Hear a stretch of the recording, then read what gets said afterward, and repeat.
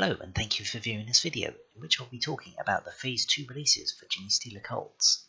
My name is Steve, this is the SDFnet 40k channel, and let us begin. It is my belief that we have now seen all of the unique releases we're going to get for Genestealer Cults. Phase 2 faction-specific units included the Goliath vehicle and an upgrade sprue. Using this upgrade sprue, you can convert Astra Militarum to cultists, and it also contains tank icons allowing you to adapt chimeras and Leman Russes for your cult's nefarious purposes. Also, the rules for the codex are beginning to leak out, and the army is sounding pretty cool. Let's start today's discussion with the Goliath. When I first saw this, I wasn't 100% sure, but the model has really grown on me. Personally, I prefer it modelled with the awesome looking drill plough. I would like to say at this juncture that am I the only person who's seeing thematic similarities between these models and the Schwarzenegger, the only version of Total Recall? We have space mutants, weird cults, mining themes, etc. My cult has got to be the Brotherhood of Quaid. From a design perspective, I wasn't sure about the front cylindrical cab and the wheels with tyres. I'm still not 100% sure about the cab, but thematically, the tank has grown on me for the repurposed industrial design.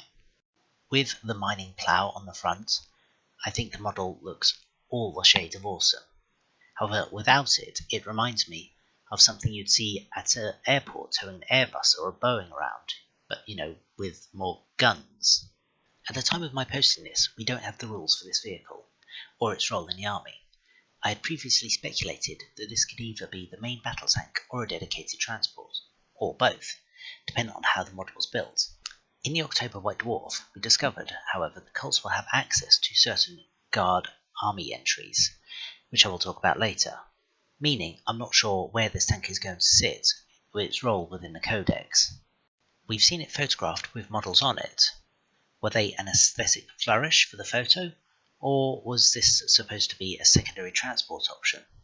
If the vehicle is a transport, I'm expecting it to be open top, which would suit the assault theme of the cult army, something the guard tanks wouldn't be able to offer them.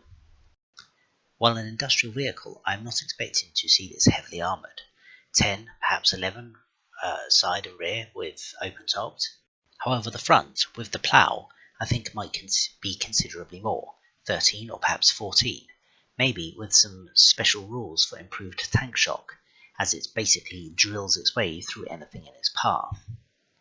The kit is slated to be £35, however, which I feel is a little on the steep side.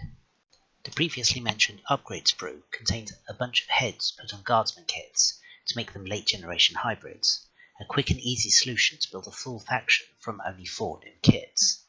I don't mean that to sound bad, it's fitting the fluff and everything. I'm sure there are some out there who would have wanted an entirely unique set of models, but I don't think that's needed in the case of cults, as they would just subvert the culture of whatever they've infiltrated, not arrive with an army of Genestealer tanks to battle their enemies in the traditional manner. In terms of the guard kits that I mentioned, cults have access to Imperial Guard Sentinels, Chimeras and Leman Russ tanks. However, we don't yet know what variants, plus the Veterans kits.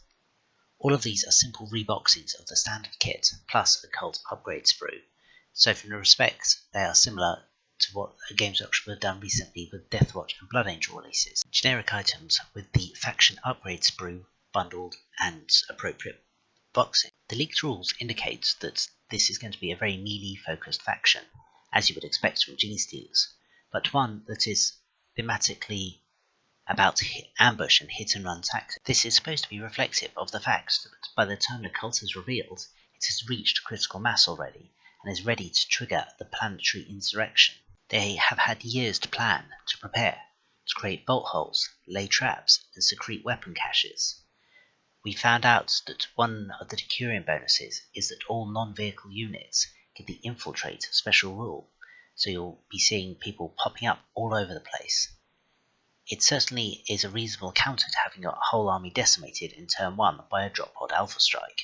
Unless there is another special rule on top of the normal infiltrate rules, I think cultists could suffer from infiltration, as it is easily countered by simply bringing counter infiltration units. Infiltrates. If you can get first deployment of your infiltrators, you can quickly block out whole areas of the battlefield, thus blocking your enemies being able to infiltrate at prime positions. Plus, for a melee-focused army, you would need to survive 1 to perhaps 2 turns of shooting or being charged, as you cannot charge yourself from infiltrate. As the past 2 codex updates from Games Workshop have seen multiple formations that allow you to charge from deep strike, befitting the theme of their armies, it's not unreasonable to imagine Games Workshop doing something similar here for infiltration.